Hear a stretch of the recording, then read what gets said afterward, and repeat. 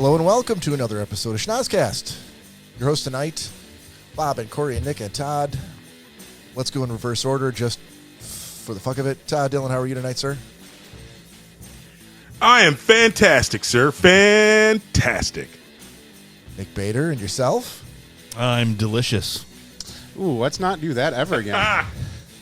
Got to keep you guys on your toes. Thankfully, you get to follow him now. So, Cory, how are you, sir? Feeling spunky in the pants, Bob. Spunky in the pants. I'm okay. Thanks. The angry inch. Thanks for asking. All right. If you're new to the podcast, thank you for joining. Return fans and listeners, welcome back again. If you want to go back and listen to earlier episodes from any point in the past, you can find us out on the streaming services anywhere you can get a podcast. You can also stream us the executive version on video live on YouTube, Facebook, TikTok, Twitch, and Instagram. Are you shooting Instagram tonight? Not tonight. Okay, so it's not Instagram every time. Not every time, but check out our Instagram. Yeah, definitely check out our Instagram. Go check it out. Then let it take you over to YouTube where you like and subscribe. But see, I just was talking specifically about streaming the live video. Yeah. Oh, well, no. That's what he said. But you kind of contradicted yourself by saying, No. If you want to go back and check us out to stream the live video. No. First I said we go back and check out previous episodes. You can find us anywhere where you can get a podcast. But if you want to check out the executive, I'm repeating myself right now again. A little live video. Nice. You can check us out on this. And Instagram is where I'm like, are we on Instagram? Well, yeah. Tonight we're not on Instagram. But you can definitely check us out. You're right. No, you're right. That's a great point. They should We go. have a title for the episode. Let's just start over. Shit nobody cares about. Exactly. Shit nobody cares about. Please go out and visit us out on Instagram at Schnozzcast, at Facebook at Schnozzcast, YouTube at Schnozzcast. You can also email us at schnozzcast@gmail.com with your existential questions or requests for relationship advice or anything you want to know. Or you can reach out to us right now while we're live, 618-SHOCKER. Shocker, baby. Todd Dylan, no. Is it getting quieter every week? I'm not even sure I'm hearing him say shocker. Slowly taking the volume down. You are? No. Oh, Todd is? No, I can't control the volume unless I shut everything down. He's not there yet, and he's also not your dancing bear. He doesn't want to be predictable. I heard it. Hold on. Someone has to be my dancing bear. A bear nonetheless. I fucked that up. I said we should start over again. Yeah, we might need to. Shit. We're not going to do that. We're not going to do that. All right, boys. Cory, I had just a quick thing because I think Nick's got something to touch on after that. But real quick, I was talking tonight because we were watching the Red Wings last night. Red Wings were playing. Sorry, this is a very quick, just a couple seconds on sports. Yeah. Red Wings are playing a very important game to try to make the wild card in the playoffs. But to move out of the hockey rink and up into the booth, we were talking about the play-by-play and color commentators for not just the Red Wings, but also for the Tigers. Because Tigers opening day was yesterday. And up in the booth, as he has been for quite a while, is Kirk Gibson for the Tigers. Gibby. Kirk Gibson is a legend in Detroit, will never have to buy another drink for the rest of his life. But he's up in the booth. But he also has had for quite a while Parkinson's disease. And the Ilitch family seems to love courting their veterans and retired players to do color commentary for them, whether it's Gibby for the Tigers or it's Chris Osgood. Fuck Chris Osgood. I will say something. So I've been going through some old hockey cards that I've had, and Chris Osgood's been doing pretty good for me, but still, fuck you, buddy. What do you mean he's doing pretty good for you? Like making him money. You have a lot of Osgood cards? I got a shit ton of Osgood cards. Are they worth any money? There's a couple that are worth some. Really? Yeah. All right. Yeah. So you can't shit talk him like that. I actually have an autographed one, too. That I bet he's wishing he hadn't signed that for you now. I wish he didn't either. Wow. So, Cory, take me back for those who are just joining and don't know what the fuck we're talking about. What is your beef with Chris Osgood? He was a funny. Thank you. Well, now that we're back in 1992. He's a Was your voice higher back then? No, it might have been lower, actually. Yeah, weird. All right. That is weird. His balls started at his knees and then went slowly they've up. only gone up. Dude, he was just a fucking terrible goalie. He had great defense in front of him. Everyone's like, "Oh, Chris Osgood's so great," and then he became a commentator. He's better than and I'm like, Senza. Oh, Todd might be right. Which I have a couple of Senza cards too. Are they signed? No, they're not signed, unfortunately. I don't think Senza's around anymore to sign them. So, go Go ahead. ahead. No, I was just gonna say, I was saying, man, it kills me to see Gibby every time to hear him because, I mean, clearly he's got Parkinson's. Clearly, you can tell that if he was just some other guy, there's no way they would let him be a color commentator for the Tigers. There's just no way. I mean, he does better than Chris Osgood with Parkinson's, but That was the other point I was making. Like, he's not good because he's got Parkinson's. He drones on a lot. He kind of trails off at the end of sentences. But they just kind of give him tons of space, and they're like, this is Gibby. Let Gibby talk. And when he's done, then just come right in with whatever you're going to say. This is a person who's batting. That's fine. I mean, I feel bad for him for having Parkinson's and all that. But I do too. get the fuck off the air, Gibby. Sorry. Well, but what else is he going to do? He's a retired ball player. And What else same is he thing going with to do? He's got Osgood. millions of dollars. He can go do whatever he wants. Enjoy your life. Well, I'm sure he's not pleading with them to do the commentary. So at the end of the day, I think cut him some slack. hold And if on. you You think But he's being held captive to He do could have said- commentary? yeah, he could have refused the job. Man, we got an end of the day out of the bag already. So he should. So since he's got Parkinson's, he should just resign himself to being in a hole. Come on, give him a break. Let him do the color commentary. If you don't like it, turn the volume down and turn on the radio, bitches. When did I I'd be going like this all the time. Not cool. like you Cory. have Parkinson's? Apparently, Bob has a is this Parkinson's? 1940s radio that he listens to. So Got to crank that dial. I mean, how else do you do? What go this all the time? What's the? How do you mime a volume Just in hit the- 2024? No, you just hit the button. like this, What button are you hitting? it's a A slide remote that it's a you've hung on the wall right next to where you're sitting, slide bar on your phone. Yeah. which is being somehow And suspended in midair, Sure. right in front of your finger. Okay. and Todd, to your point, I never said go crawl in a hole. I said go enjoy your life. Just die already. I mean, Well, that is true. That is So true. maybe he is enjoying his life being out doing color commentary. At the end of the day, Maybe he's that's his still reason out there for living. doing stuff. I feel like he's being held captive. Plus, to his do it. hospital bills are probably not insignificant. He's never even seen one of those hospital bills. That's taken care of. Eh, But to further the point, my last point on this being is, Yeah. So Chris Osgood came on, hated him. I'm like, I hate him as a commentator. But then they brought fucking yes, thank you for bringing it full circle. That was my point. What do you think of Jimmy Howard? he makes Chris Osgood look like the best color commentator you've ever seen in your entire life, which pisses me off.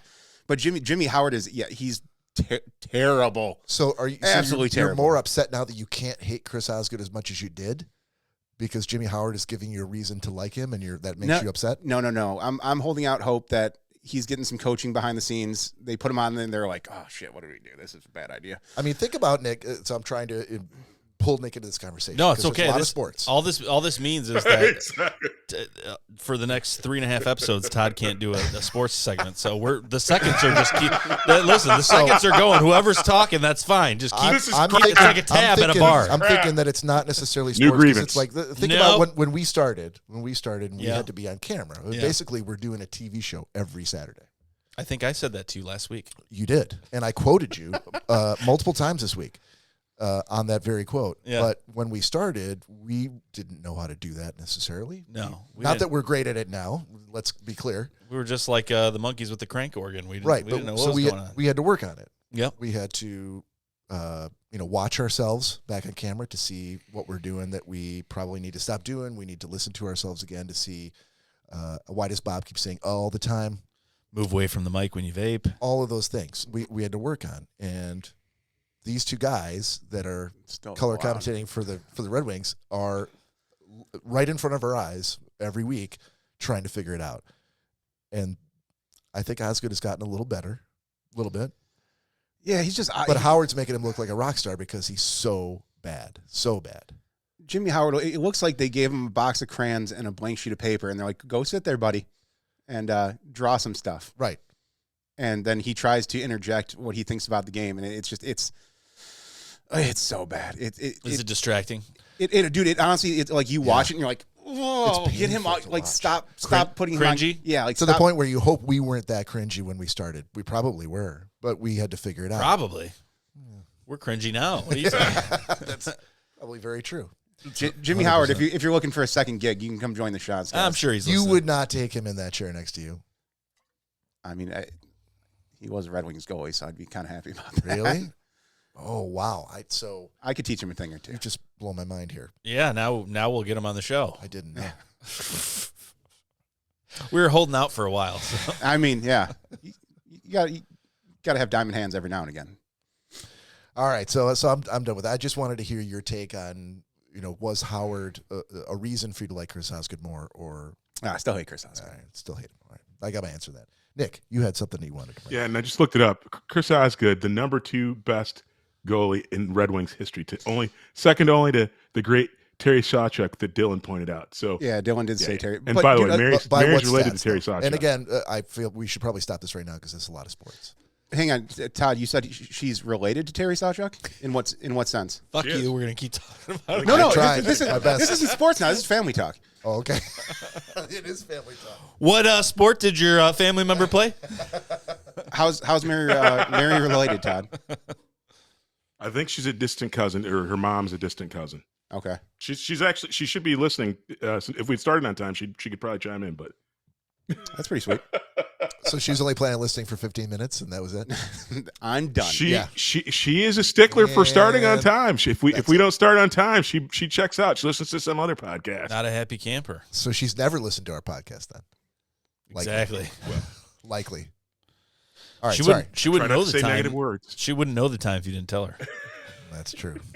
You could tell her that it's a half hour in advance every time. Just open up that grandfather clock and just push that minute hand just back. Just tell her, like, if it's a 9:30 start time, just be like, oh, we're starting at 10 tonight. And then every time we start early or on time, she'll be blown away. Yeah, there you go. Under promise, overachieve. Yes. All right, yeah, so I saw something from National Geographic. I've seen this many times, but it's pretty cool. So 2 things. One, there's this quote. So it says, drink from the water from a spring where a horse drinks. A horse will never drink bad water. And it says, lay your bed where the cat sleeps. Eat the fruit that has been touched. Whoa. Can we do these one at a time? Because I did not know the horse thing, but I'm like, okay, it makes sense to me. Yeah. I have a comment. What about the cat thing too? Yeah, I have to go and buy a horse now. So it says, lay your bed where a cat sleeps. Why? It's just cats will sleep in good spots, apparently, I guess. For cats? Well, I mean, you ever see a cat sleeps in the sun? I mean, that's a good spot. That's a good spot. No, that's horrible. I would nice never and say warm that. next to a heater. Laundry baskets right after the clothes come out of the dryer. I didn't make the list, so take it up with National Geographic. That's fair. Okay. Writing an email right now. Eat the fruit that's been touched by a worm. A worm will not have any kind of fruit that's going to be bad. Boldly pick mushrooms on which an insect sits. If a mushroom is poisonous, they will not sit on top of it. Plant a tree where a mole digs. You'll know the soil will be fresh. Build your house where the snake sits to warm itself because you're going to have lower heating and cooling costs. Dig a fountain. Whoa. One more time? Build your house where the snake sits to warm itself. It'll be the warmest spot in the wintertime and less, heating and cooling bills. I've been going around looking for places to build a house. I mean, I think this was... Where were you, like 25 years ago? Slightly antiquated, but... You think? But still true today, Cory. Dig your fountain where the birds hide from heat. I don't know what that means. Go to sleep and wake up at the same time with the birds. You will reap all the day's golden grains. That actually kind of makes sense. I mean, it's if you were a farmer, 100%. I mean, yeah, but we also have internalized clocks that, I mean, there's a reason why people naturally get tired at night and wake up during the day. What is the reason why none of us do? Because we're just idiots. Okay. But yeah, your brain produces melatonin when it gets dark and you naturally get tired. So yeah, that would make sense. Eat more green. You will have strong legs and resistant heart. Like the beings in the forest. Swim often and you will feel on earth like the fish feel in the sea. Really, I like the drink from where a horse drinks because a horse will never drink bad water, which makes perfect sense. So we could have stopped at that one? We could have. That was the one that hooked me. I'm like, oh, you got more of those? Yeah, perfect. But the other thing I wanted to mention was, I'm sure you're all ready and you've cleared out your calendars. We have a 3 to 5 minute eclipse on April 8th. This Monday. Yeah. So there were newspaper clippings like in the 70s saying this won't happen again until 2024. Like, oh my God, they're blown away. There's going to be flying cars, Like I actually saw these clippings that people had saved. Oh, but people were really dumb back then, just to be fair. I thought it was the 50s that it last occurred. I don't know. To The be one I fair. saw was like 1978. Hit the button. Yeah. To be fair. To be fair. To be fair. Who said the to be fair? You did. Did I? Yeah. Oh, okay. Bob did. Anyhow, shut up, Todd. I guess I said Shut it. up, Todd. So to be fair, yeah. I guess it hasn't happened in a very, very long time. But there's kind of a cross connect with this because that's going to make this even more exciting. I mean, depending on the person, I guess. So as far as the eclipse goes, this is going to be on the 8th. This is going to start in our area here in Michigan around 1:58 in the afternoon and go to about 3:14 in the afternoon. A couple different things to note. Unless you have specific glasses, there are all these ophthalmologists, going on TikTok, going on Facebook. They're saying literally 60 seconds, 6 seconds, 10 seconds, you can completely fry your fucking eyeball looking at this. I was waiting to take a good long look at that sun.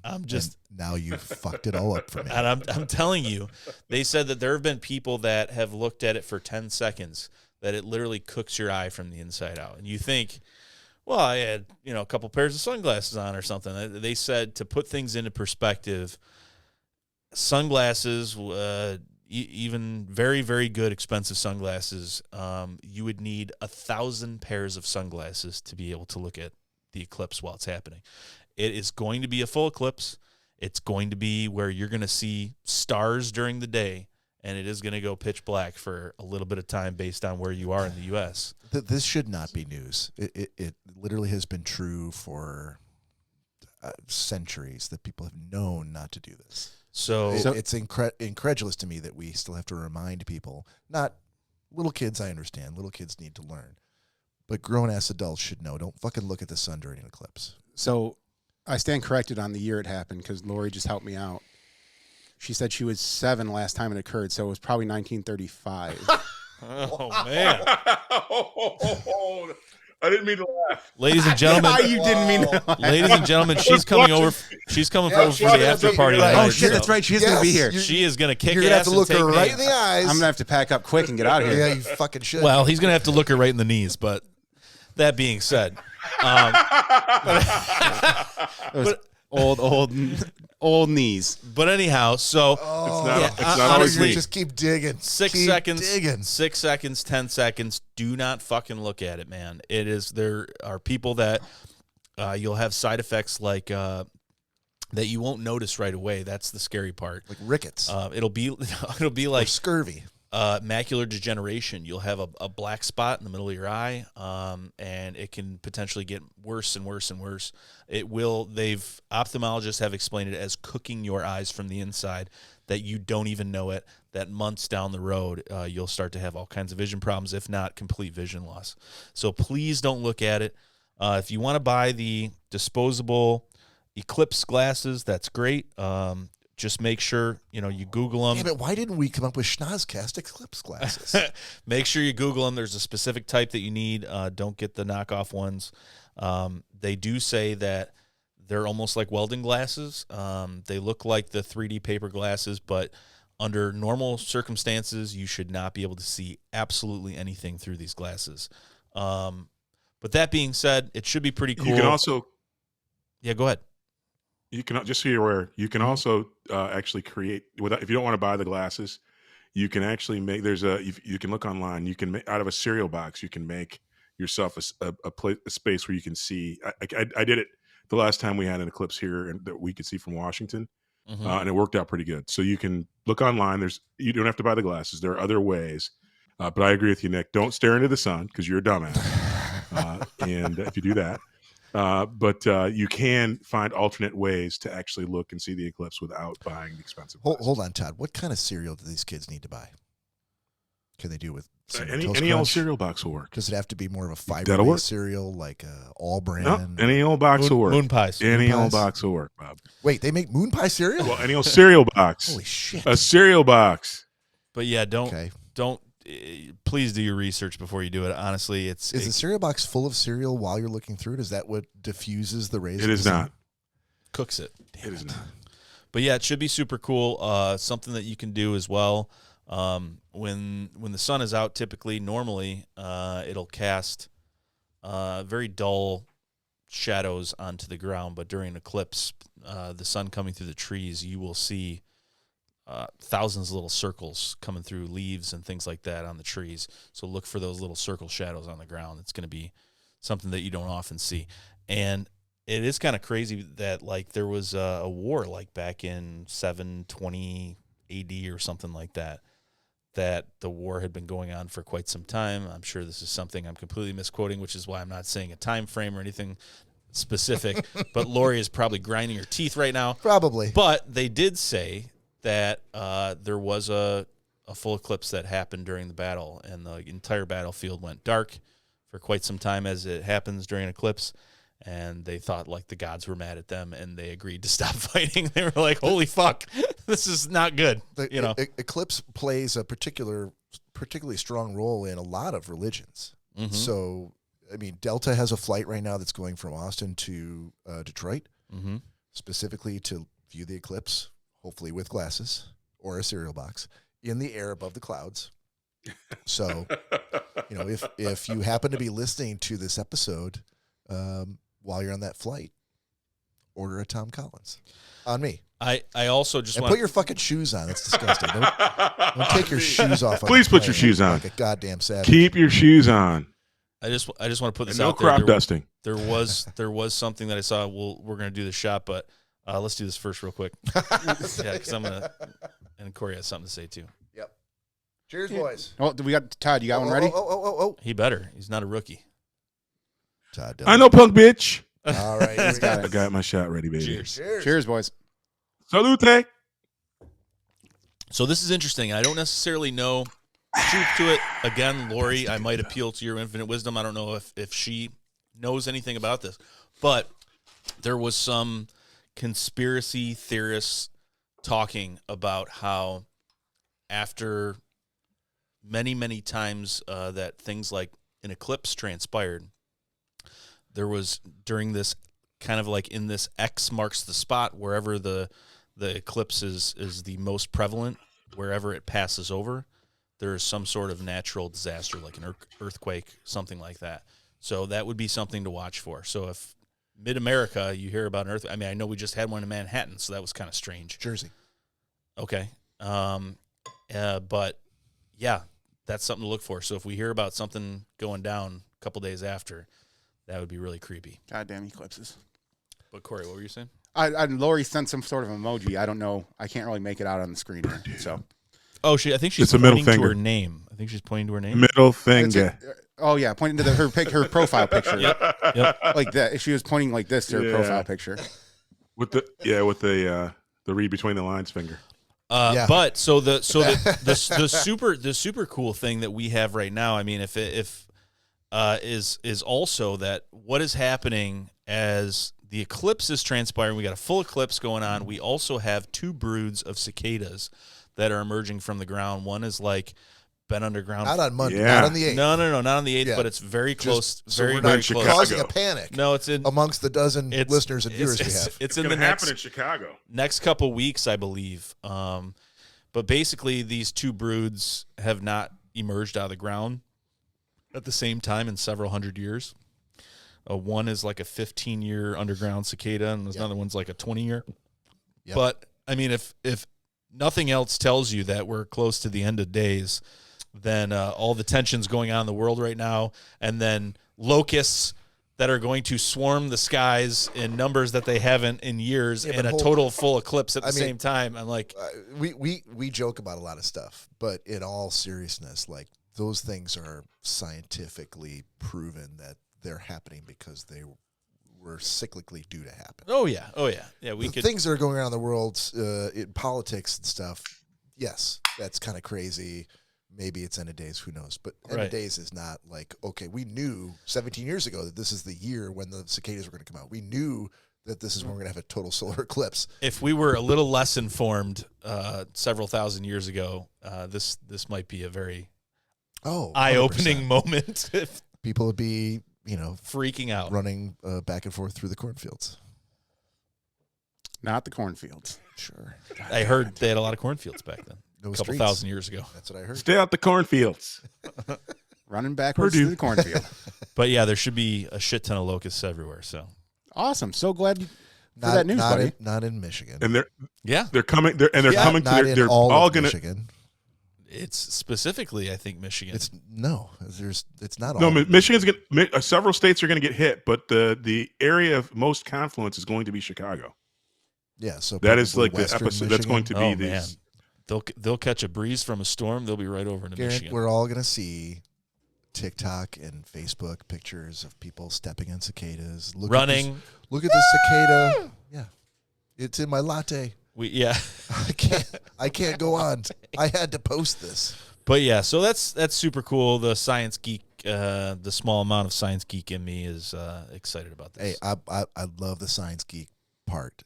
That's the part that we should talk more about, because that is rather than hearsay or opinion, that is it's fact, proven fact. Yep. And there's so little of that these days. But like you said, we can absolutely time that out. We know what's going to happen. We in know the another next total 200 eclipse is going to be at 2044. Yeah, we know that. And so they definitely knew back in 1935. I want to say it was 1935, if not sooner. Yeah, I think it was 1 year before. Could have been 32. Henry Jones Jr. went looking for the lost idol in. Christopher Columbus was still alive, I believe. I also on the way down. I also saw his later years. I also saw that the James Webb Telescope has seen light.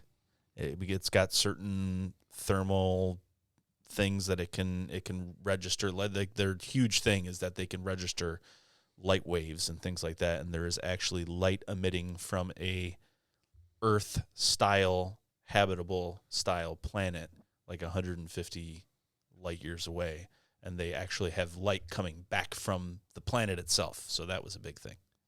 Interesting. That was pretty crazy. I feel like I've peppered the James Webb Telescope throughout Booze News a few times, and I don't recall getting a super huge response from it, but maybe I might need to resurrect it. Oh man, dude, this is huge. I mean, maybe so next week we'll do some Booze News.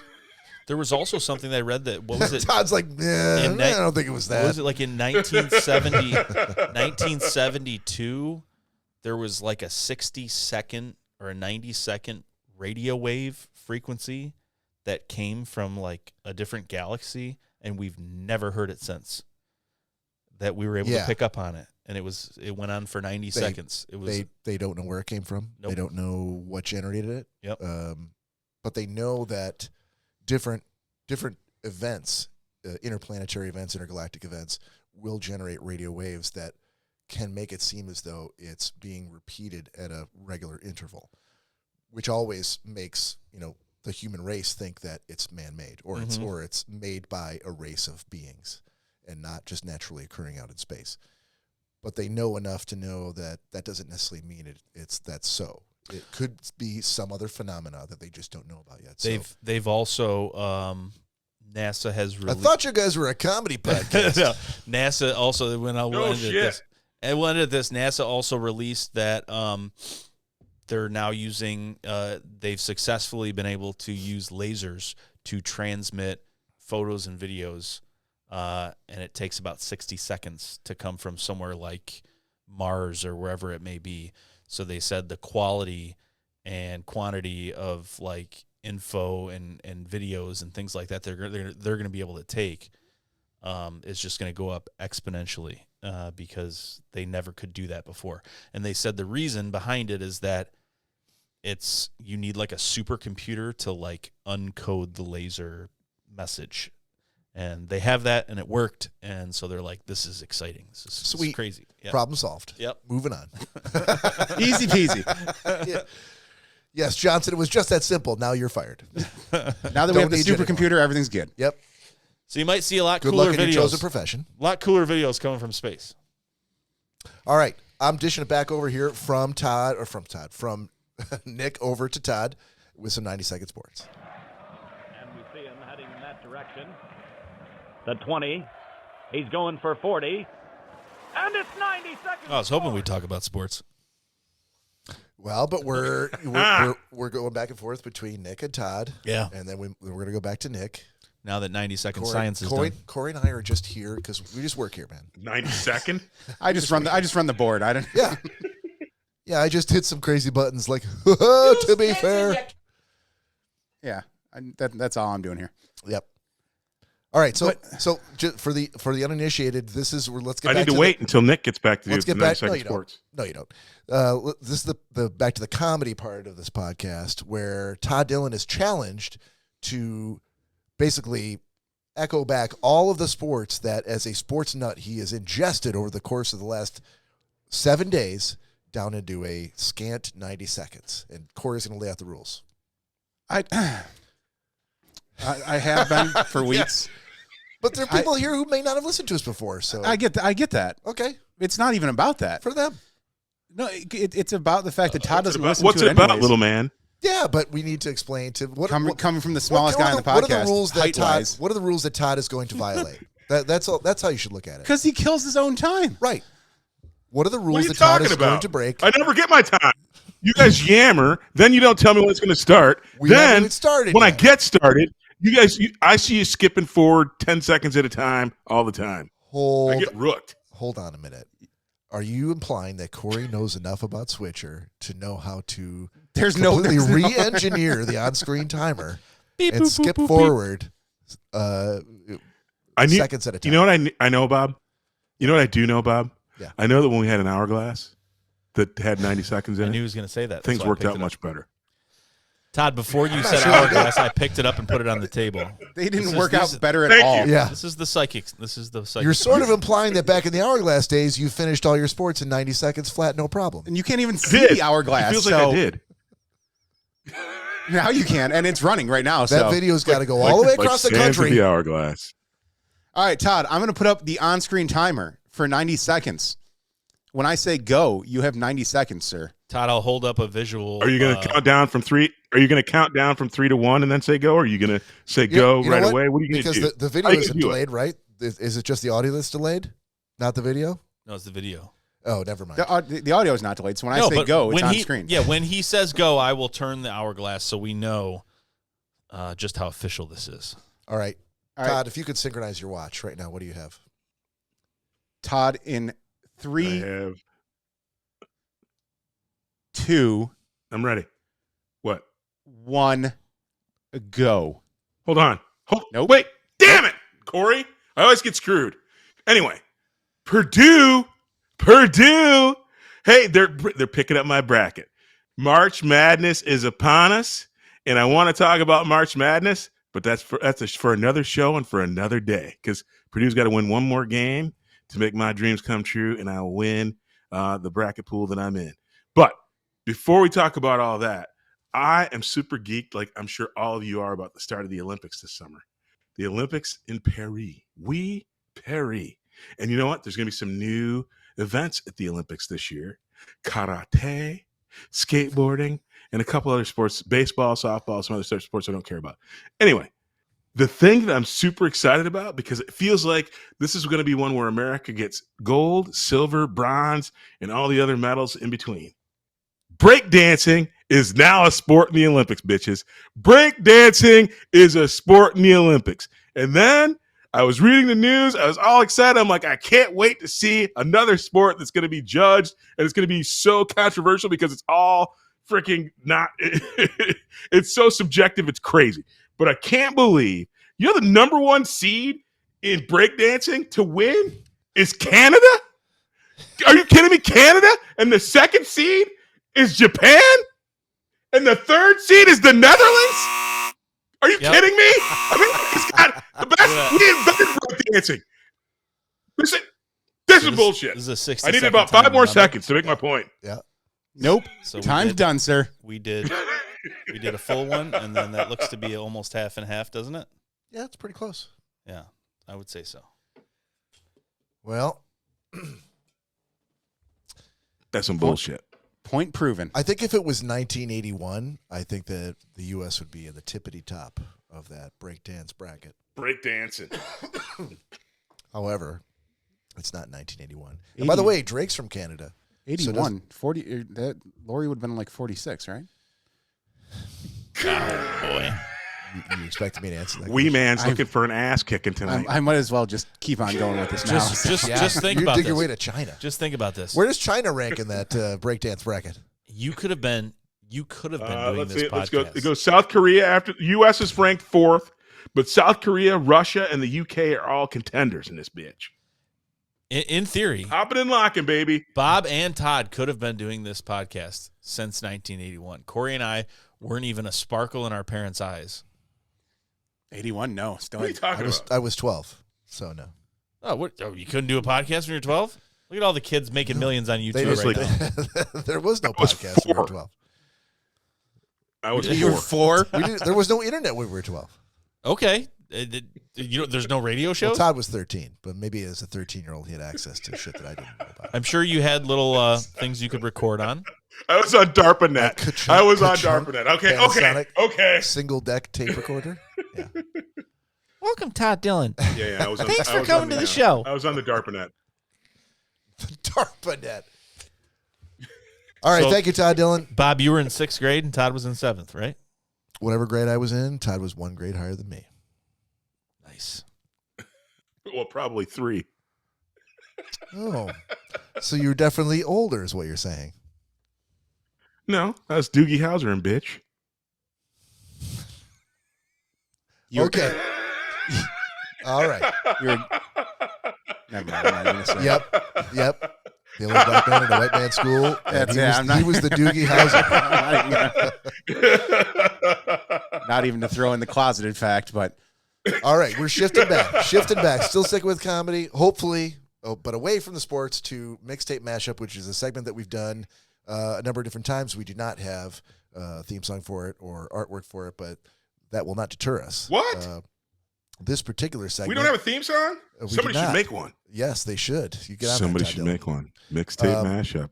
Mixtape Mashup. Oh, yeah. I can mute him anytime you want if you want to keep going forward, Nick Bader. But Nick's going to run with this. This is we're gonna walk through this, and it's a bit of a different thing this time because we're looking at it blind. So each of the 4 of us, are going to come up with.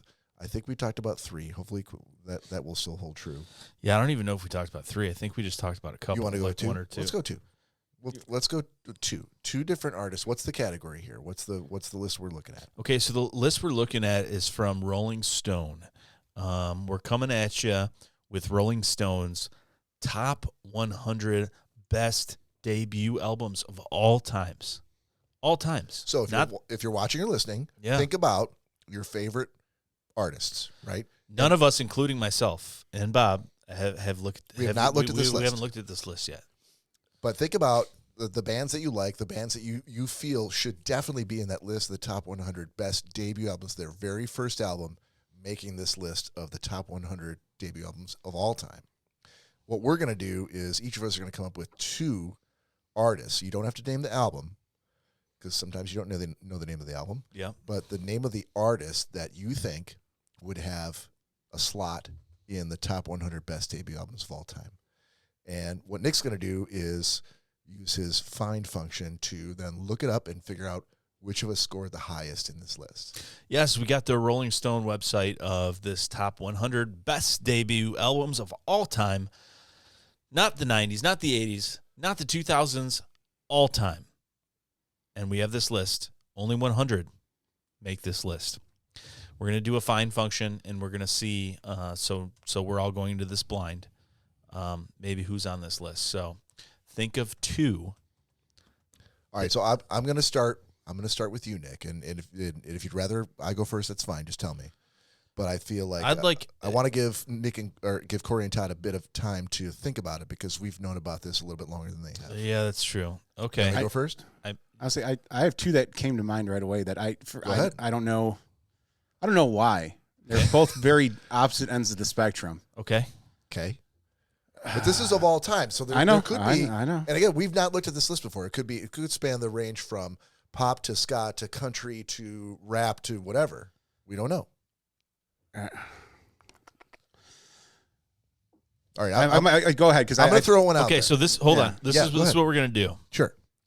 We're going to go around. I'm going to keep score. We're going to go around the table. Yeah, one time.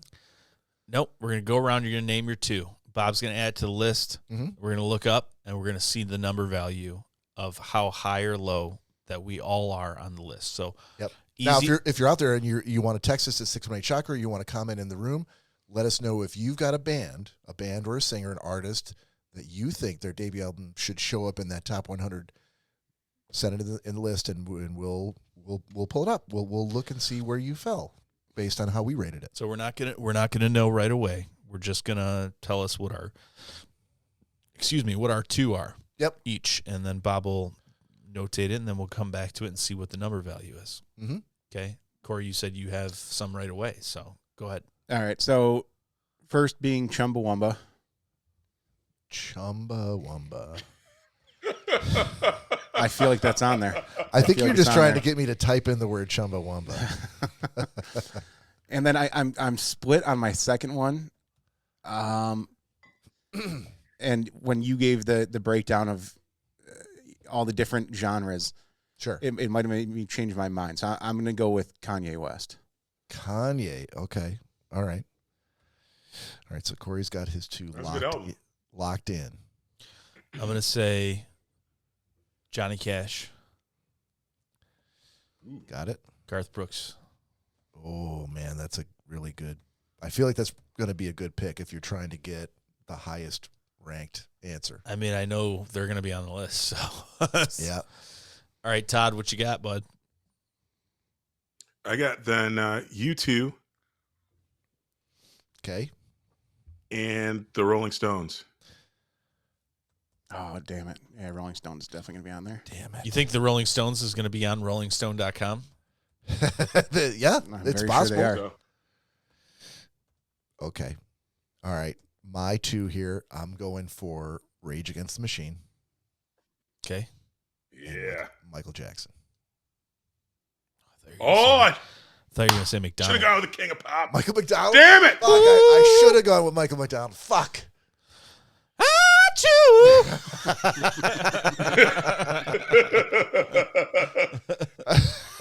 All right. Yeah, exactly. I'm gonna switch U2 with Kenny Loggins then, damn it. Do we have any takers in the room, Corey?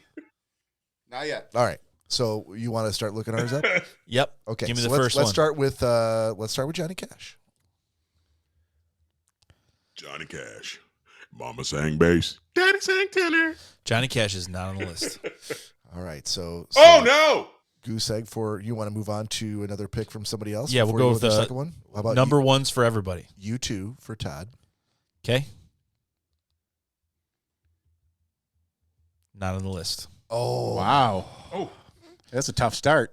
This is so now talking about tough Achtung, starts. Let's baby. go ahead with Chumbawamba. I'm on there. I know I'm on there. you have to understand this is debut albums. Yes, the very first. Chumbawamba they had one album. That's why I went with them. they had one hit. Exactly. CHU. I understand. Thank you. Chumbawamba's not on the list. God damn it. CH Umba Wumba. C Rage. as in Chumba.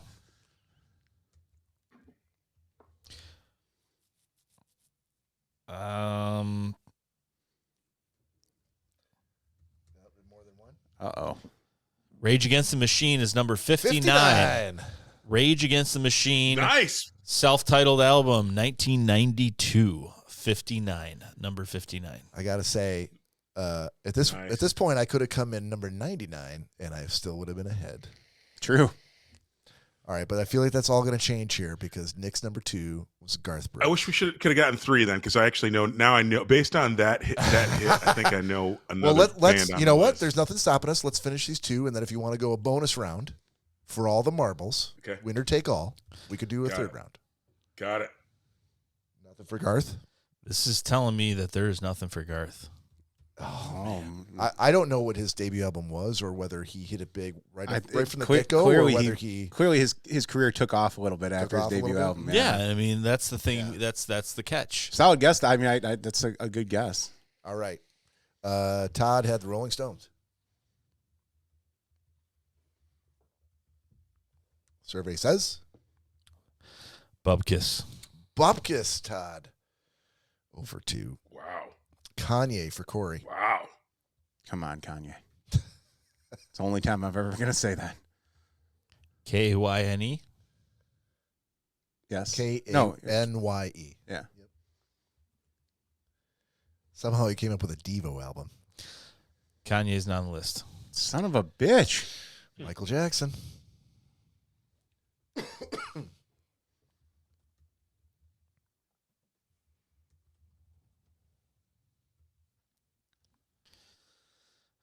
For debut album.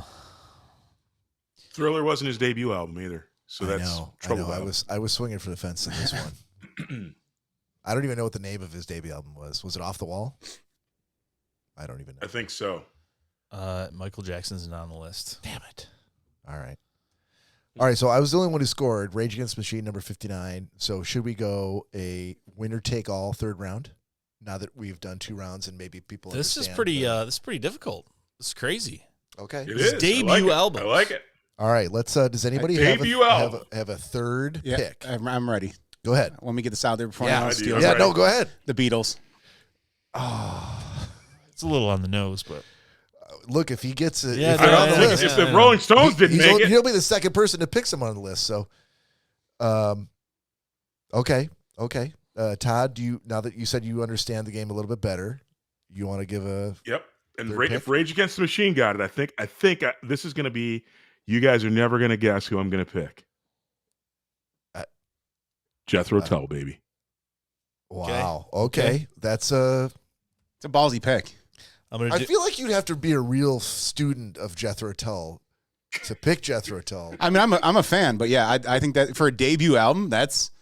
Oh, I think they might be right there with you. You think their debut album was big, but they might be like Garth. I don't know. I think they're more like Garth Brooks. They came up through time, not immediately. But again, with Garth Brooks, Michael Jackson, they beat Metallica. We were kind of betting on the fact that these were big artists, and likely their debut album was huge. But as a matter of fact, we weren't on the list because the debut albums weren't that strong. Yeah. They grew, so you'd have to really. We lost because we didn't really know the debut album for those people. Did you know? Really familiar with the Garth Brooks debut? Yeah, neither was I. So I mean, I was familiar with Chumbawamba. When Todd threw out Jethro Tull, I'm like, oh, he must be a fucking Tull of fight. Telephile. Thanks. I'm gonna say Tull fight is probably completely the wrong word. I'm gonna say. Exactly. Geez, I'm trying to think way back when. I got a toss up between Queen and the Temptations, but I'm gonna say Queen. Oh, I'm gonna say Queen. Okay. I think Queen is a solid pick. Queen's a good one. Solid pick. Oh. Although I quickly Googled, I never heard of Queen's debut album. So I got it. And I can't believe I just thought of this and no one else has. Todd, guess what my pick is? Yeah. Hoobastank. I mean, Aretha Franklin. It doesn't have as many syllables as Chumbawamba, but I feel like it would have been a Chumbawamba-esque pick if I had gone with Hoobastank. Beach Boys. Led Zeppelin. Eminem. Zeppelin. Okay. Zeppelin. All right, so everyone got their third one, right? Yes. Yep. All right. Oh, no, wait. What was your third one? Queen. Why did I plug? Oh, sorry. I plugged it in where Todd's is at. So Todd actually has 4 picks. Tull and Queen.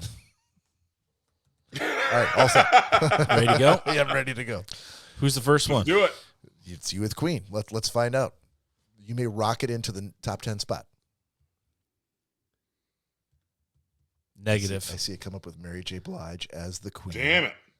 Yeah, you've got Mary J. Blige. What's the 411? Cindy Lauper. Cindy Lauper. Lil Kim as Queen Bee. Yeah, we really should. Let's stop reading these because we're. We're not going to go to four. So yeah. All right. Well, no, we could. So no, we can't. Okay. So what's the next one? No, we can't. Jethro Tull. The suspense is palpable. Negative. negative on the tell. Damn That's it! over 3, Todd. All right. Do you know Cory. how many times Metallica lost to them for the best album of the year? No, how many times? A Just, shit just ton. make up a number. Todd doesn't know. Just say 6. 6 is a great number. 16. It's a lot. Why would That's a you lot. go to 16 when I said 6? What is it about Todd Dillon that makes you want to just? He goes against the grain. Yeah. Because I'm mighty. Powers of 10, baby. No, Powers of 10. that's not what you said. You said you were delicious. No, Nick said he was delicious. I Oh, why would you? Oh, did. I said I'm that delicious. sounded like right a now. Todd Dillon word of the day calendar answer, but it was you. What's the next one, Bob? All right, Gibby, let's get on it. It's the Beatles, baby. Gibby. I'm sure Parkinson's creates memory loss of some sort. Wrong on every count. I know. Weeman. I feel like that search is coming up with a big goose egg. There's a lot Which of is- references to the Beatles. There's I'm sure. references to the Beatles, but the Beatles are not on the list. All right. God damn That it. means we're down to Zeppelin. It says underneath 100 top debut albums of all time, from the Beatles to Frank Ocean to Patti Smith. Oh, they're just trying to give you like a broad, like this is how broad the spectrum is going. Oh, okay. Because, the Beatles are not on this. I think we need to find a better way to search this. Okay. And what's the You next? think it's the search? I The do. searching that's the problem? What's the next? We can Zeppelin. go Led through Zeppelin. afterward. Led Zeppelin. What was their debut album, Bob? Led Zeppelin 1. Pretty easy to remember. Are they not on there either? They're not. Fuck, there's- I'm starting there- to There are question there the- are references to Zeppelin. So See what I'm saying? hold on. Rage Against the Machine. They Yeah, reference influenced by sure. they reference Zeppelin, Yep. and also Black Sabbath. They reference I Zeppelin. fucking thought about Sabbath, and I'm like, Sabbath. Why wouldn't I go with Zeppelin? So no. So How could Zeppelin have a worse all right. debut album than Black Sabbath? Do we have one more or no? Let's do the shot. Okay. Todd Dillon, Hang on. cheers to you Get from my shot. Michigan Hang to on! Washington. I'm cheersing Damn you. We're not doing the shot. I'm talking while you're. Hang on. Hang on, you Damn it. guys. I didn't know we were drinking on this show. Hold on, is that Grover or is that drinking Gonzo? today? I don't know. It's a I'd have It's to Pat think about Pinkerton. Grover to do it. No, I can do Miss Piggy or Kermit the Frog. One and the same. No. All right. I'm ready, bitches. I could see a difference. All right, cheers. Cheers. Cheers. So aren't you? All right, so what we're How going much to time have I fucked away with this segment? do Quite a while, I feel. to give you guys an idea of what's going on in this list, since we have a lot of finger waggers and a lot of naysayers, we're going to give you the number 100. We're going to give you number 75, number 50, number 25, and number 1. Okay? Just to give Hold on. Are we not doing a fourth round then? no. Okay. Number 100 on the list of all-time debut albums is a 2013 album, Pure Heroin by Lorde. My daughter would completely agree with that. I don't even know who the fuck that is. I don't so- know. My daughter? You've met her a couple times. Just once or twice, I think. In the flame. What? It's a good. It's a You've good heard, song. you've heard, I I don't know the words, but No, I just got Royals? the chills. I don't know what you're doing, but I just scared yeah, the shit out of Royals. me. That's it. But- okay, so we're going to go down to number 75. X, Los Angeles, 1980. The band is called Me. X. Okay, so X was a big punk band. Mhm. I feel like they were like New York scene. It says produced by Ray Manzarek of The Doors. Ray Manzarek, yep. He was the keyboardist for the Doors. This is the first Great West Coast punk album. Oh, okay. So punk came from New York, maybe, and then they were the first ones in the West Coast to really break through. Supposedly. Still, Jesus Christ, of all time. Of all time. Debut. But they're looking at, I mean, it could be one-hit wonders. But Well, clearly, like, that's yeah. where the Chumbawamba came from. Right, but it could That's be what I was going for. Yeah, it could Yeah. be like Flagpole Sitta or something like.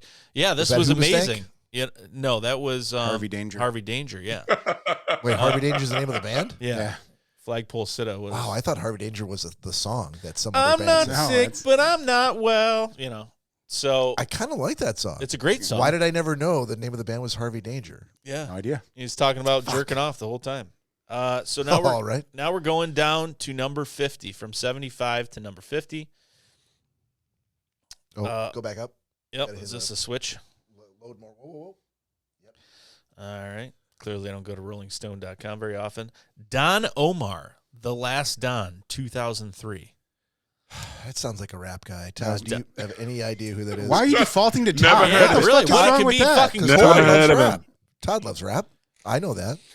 You know, James Krabby Pappas is I love in the all chat. music. So it could, Is he? you could appeal Is to he- his infinite wisdom. He's watching, but he's being suspiciously silent. Yeah, I was gonna say he hasn't said anything. The He is being Last Don, silent.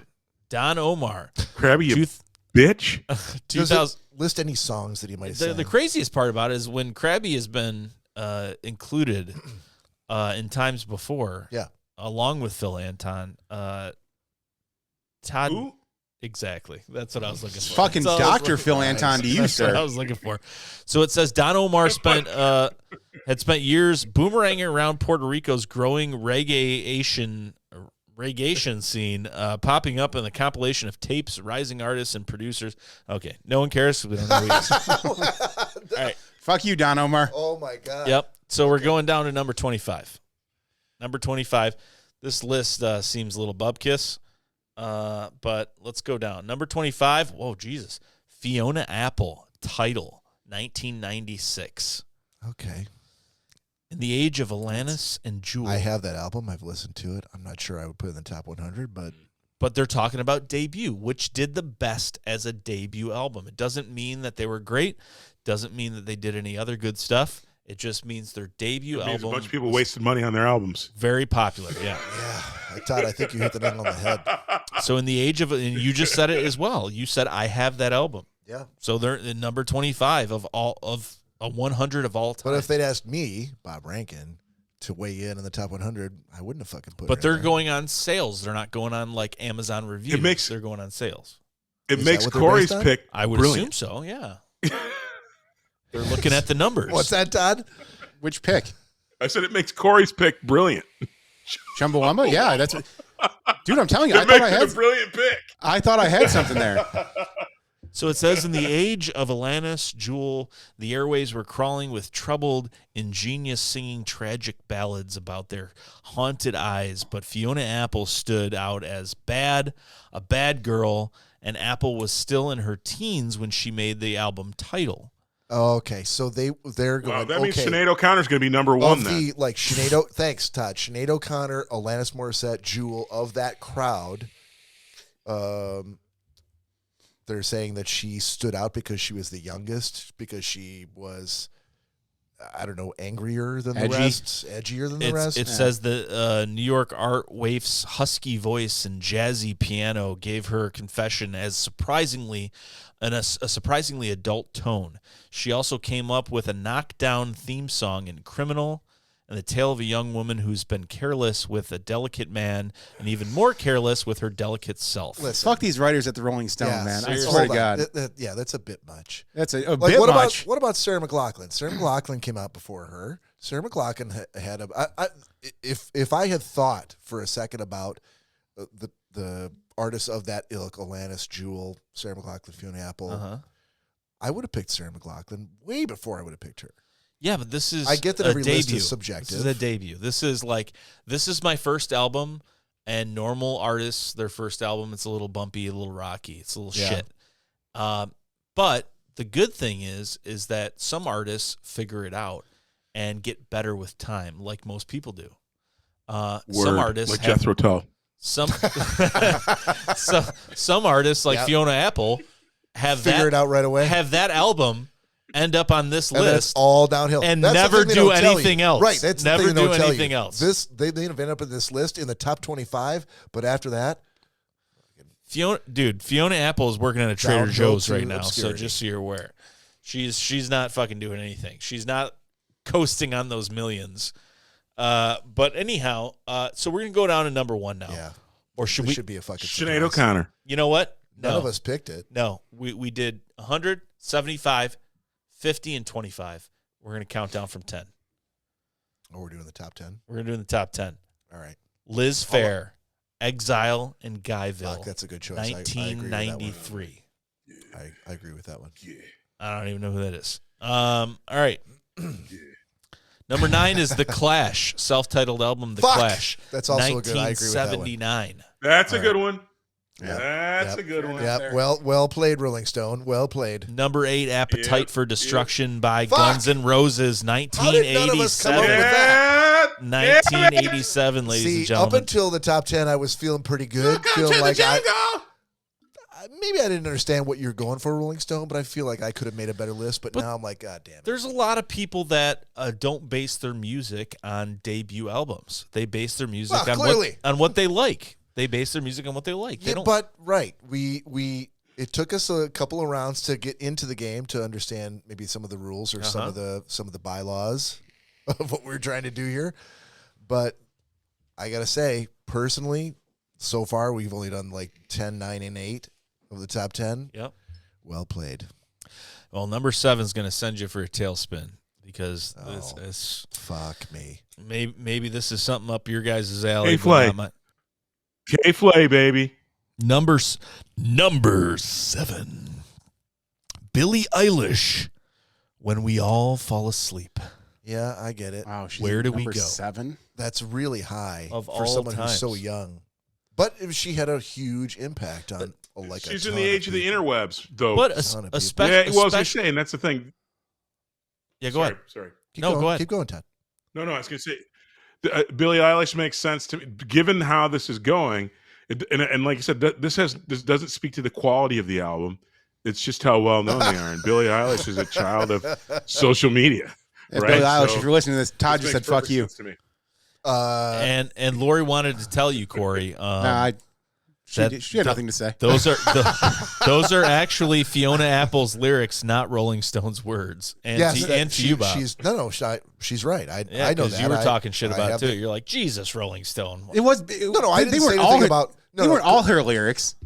Hold on, but I think you said at some point like Jesus Christ, Rolling Stone, with the fawning language, but they were using her lyrics to describe her own album. You mispronounced Fiona language.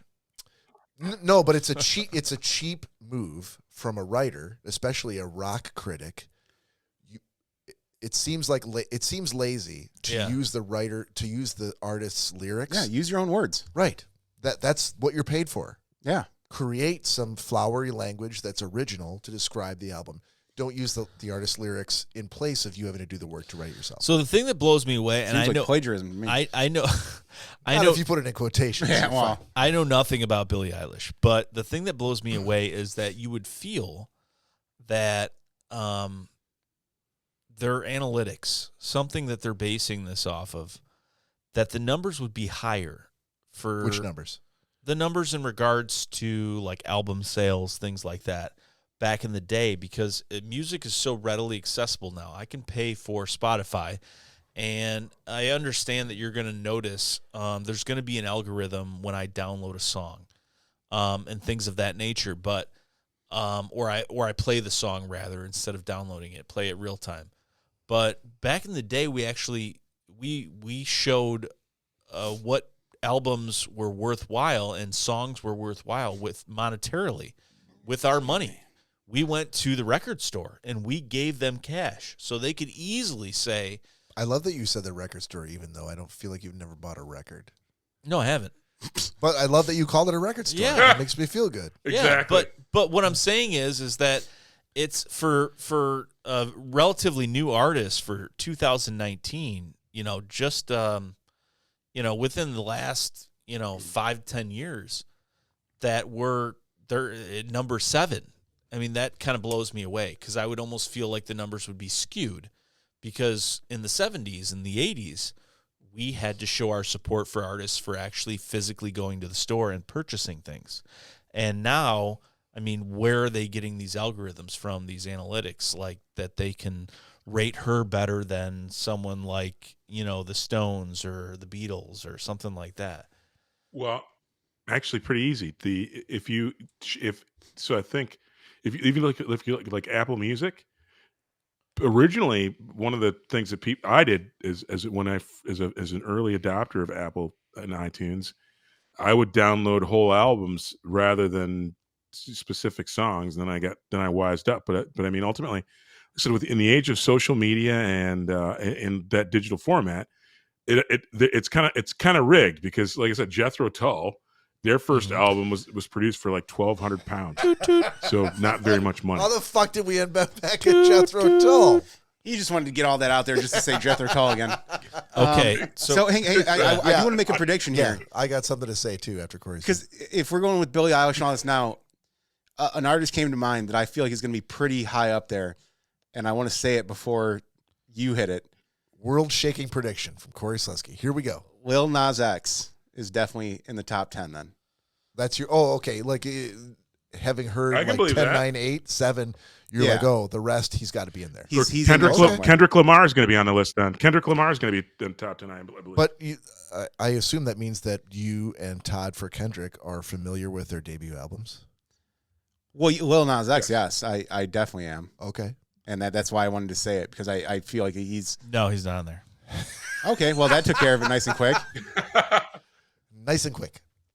I will say about Billie Eilish, I did listen to her album. I wasn't the first one to do it, but at some point she crossed my. I guess not. Crossed my. I would have picked her for. Yeah, I would have picked her for my answer. I can guarantee you guys. And Bad Bunny. Bad Bunny. I can guarantee you guys. Well, I was the first person ever to listen to this album when it came out. There's certain artists that I've come across and gave them a chance. And like Bad Bunny's not one of them, but Billie Eilish was, and I don't even know what the fuck a Bad Bunny is. So I didn't either, and I still don't. But Billie Eilish, Probably I'm number like, 3.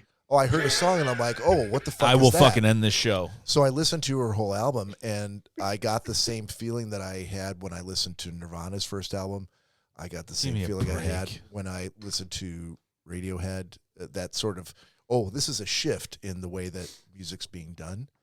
So I'm not surprised that she ended up in the top 10. Okay, Because I look at it by, like, when you listen to the album, did it have that kind of impact on you, or did it have that impact on a wider, like intellectual or emotional, a wider, percentage of the Earth's population as being like a really seismic impact? One thing that's a good barometer for, the sign of the times is music, and we don't always understand music past our little prime, but the cool thing about Bob that I know is that he's a lover of all music. And so I will appeal to that infinite wisdom of that.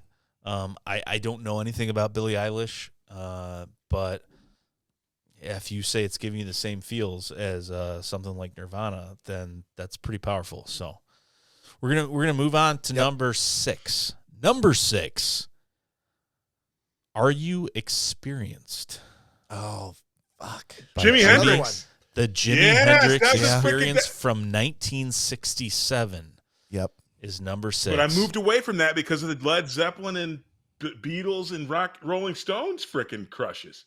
Well, hold on. You had already picked Jethro Tull by the time Cory picked the Beatles and I picked Led Zeppelin. So there's no moving away from it. I know. You put all your eggs in the Tull basket.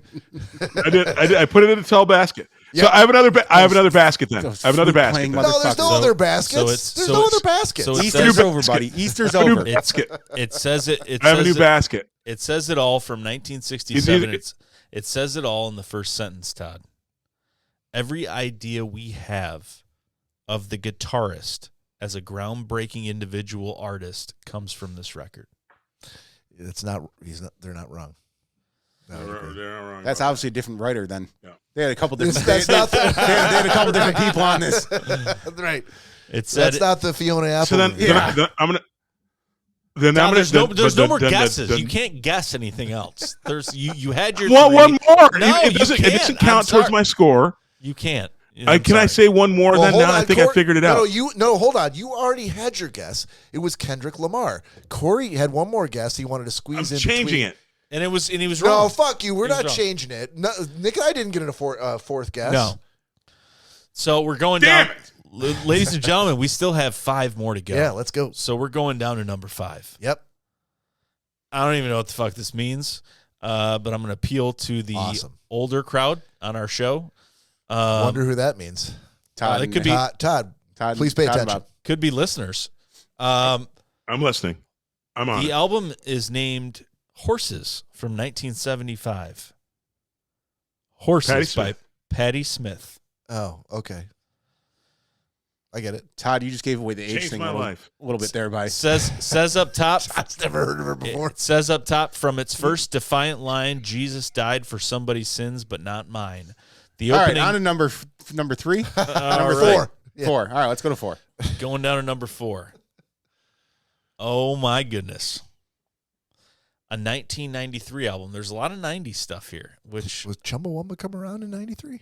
oh, the Chumbo one was in the 90s for sure. 95. 95. Fuck. All right. 1993. Coming in at number 4. Enter the Wu-Tang by the Wu-Tang Clan. Todd, how did you not pick? How did you not pick that, Todd?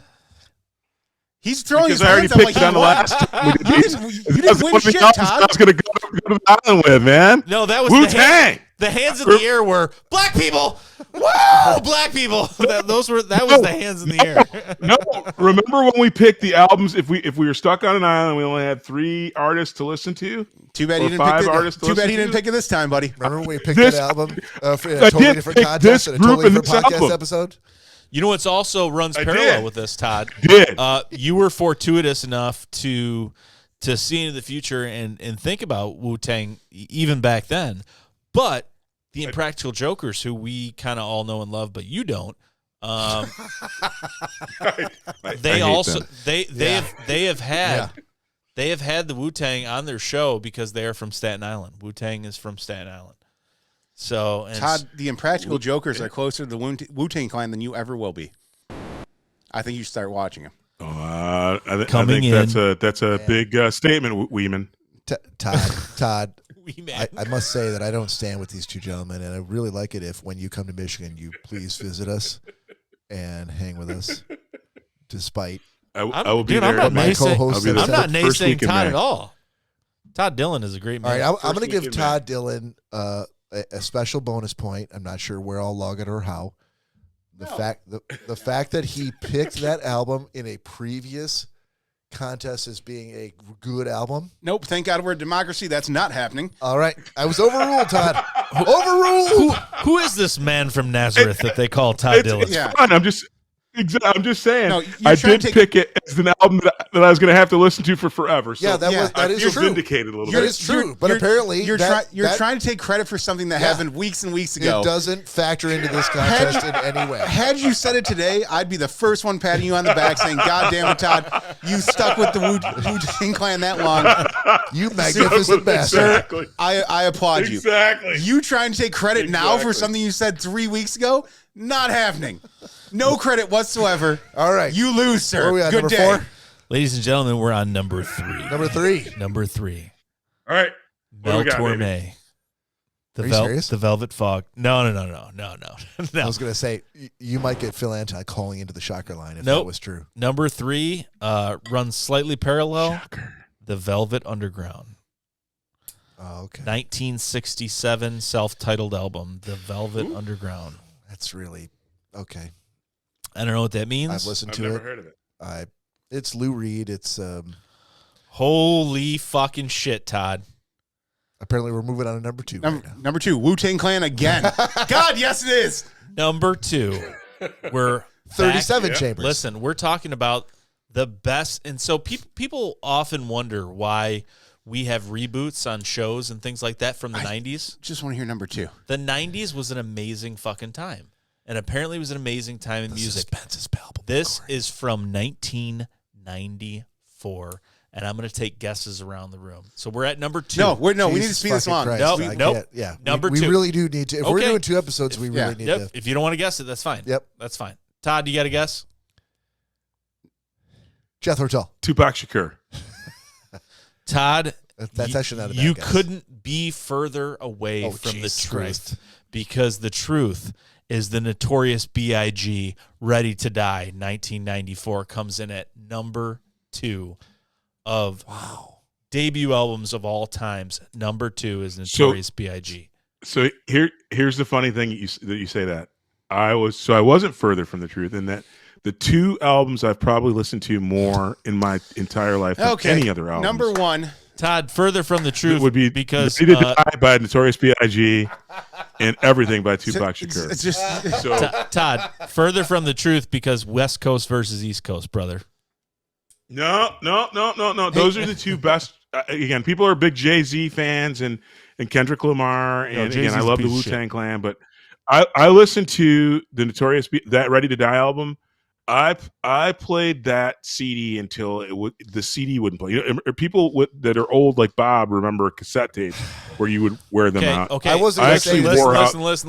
the Corey, Notorious B.I.G. I was sitting CD. at a Roscoe's Chicken and Waffles, and I said the Notorious B.I.G.'s debut album was going to come in number 2. I've got I had the 2-piece, and it was an amazing. I think you should remember that. No, I'll give you credit for it. Credit. Yeah, because guess what? You guys remember when the Red Wings won the Stanley Cup in '97? I played hockey 4 years earlier, and I feel like I had something to do with All that. right, so we're gonna give myself credit for that. We're gonna do this for number 1. Who's number 1? For number 1, give me a decade, each one of us. That's all I want to know. 1970s. Okay, 19. It's got to be the 90s. Todd, you can double dip too if you want. No need. All right, double. I'll say the 90s and or the 70s. Nope, you just got to pick one. 90s or the 70s. I will continue to pick 2. Classic Todd Dillon. All right, so Todd picks 1920s. Jesus Christ. Given the time differential. All right, Who is it? Yep. Ladies and gentlemen, coming in at number 1 for the number 1 debut album, 100 from Rolling Stones, is the self-titled album in 1976, Ramones. Oh, wow. That's number 1. Wow. That's number 1? That is number 1. Ramones. Read to me how they justified. I want to hear. Hopefully this is not the Fiona Apple reviewer. I'll say, quote, our early songs came out of our real feelings in alienation, isolation, and frustration. The feelings everybody feels between 17 and 75, said singer Joey Ramone. Clocking in at just under 29 minutes, Ramones is a complete rejection of the spangled artifice of 1970s rock, ground zero for the punk rock revolution. The songs were fast, antisocial, and just like the band.